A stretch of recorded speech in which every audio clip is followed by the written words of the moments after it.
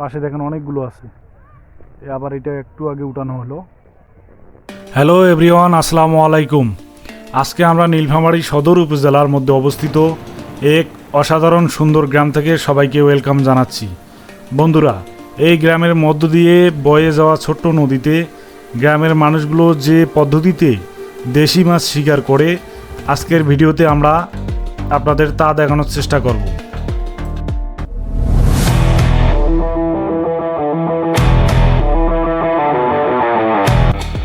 বন্ধুরা, আশা করছি ভিডিওটি না টেনে পুরো ভিডিওটি দেখবেন, তাহলে বুঝতে পারবেন গ্রামের মানুষগুলোর মাছ শিকারের স্পেশাল টেকনিকগুলো।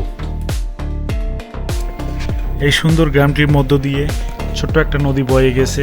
নদীর নাম হলো বুড়ি নদী।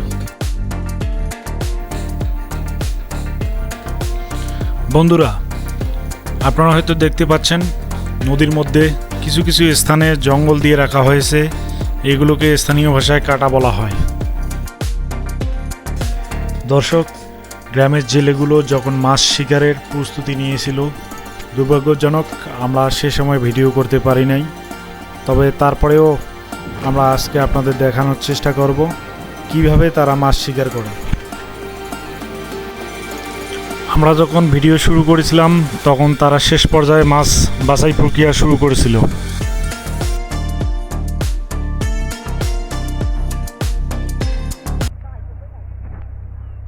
আর 1 কামড় পরিমাণ নিচু, তবে নদীটা প্রস্থ কম।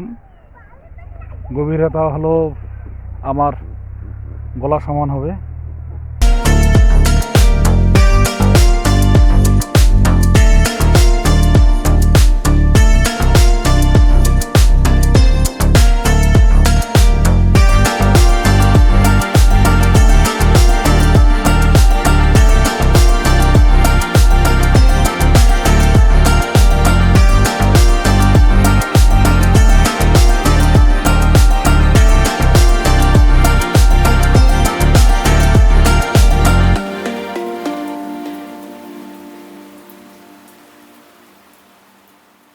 নদীতে মাছ ধরার একটা সিস্টেম হলো এই শীতকালে। তো এই নদীর মধ্যে যখন হাঁটু সমান জল থাকে, আপনারা দেখতে পাচ্ছেন পানির মধ্যে জঙ্গল কাটে রাখি দেয়। পাশে দেখেন অনেকগুলো আছে। আবার এটা একটু আগে উঠানো হলো। জঙ্গল রাখার উদ্দেশ্য আমি আপনাদের এখন বলবো। এরকম 1 সপ্তাহ রাখবে এই পানিতে, ঘিরেও করে আবার এখানে মাছ পাওয়া যায়। আগে আমরা যখন ছোট ছিলাম তখন দেখছি আমরা অনেক বড় বড় মাছ পাওয়া যায়, তো চিতল, বোয়াল এগুলো দেখা যায় না। তবে এখানেও খাওয়ার মতো ছোট ছোট মাছ ভালোই পাওয়া যায়।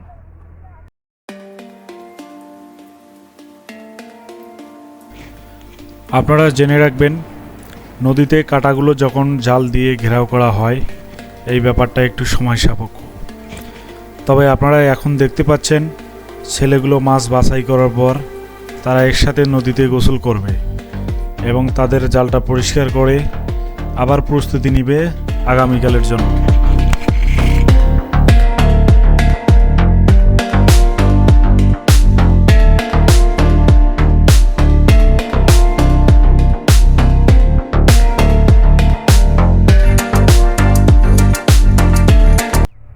এরকম 8-10টা কাটা ফালানো আছে এখানে।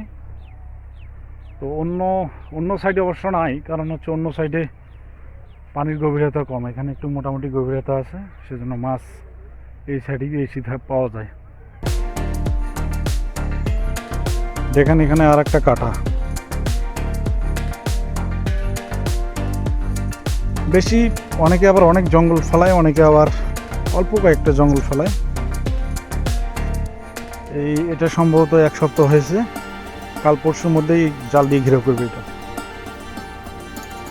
অনেকগুলো কাঁটা ফলাইছে দেখেন। এই কাঁটার মধ্যে মাছ পাওয়া যায়। আপনাদের এলাকায় কি কাঁটা এরকম সিস্টেম আছে কিনা আপনারা কমেন্টে জানাতে পারেন।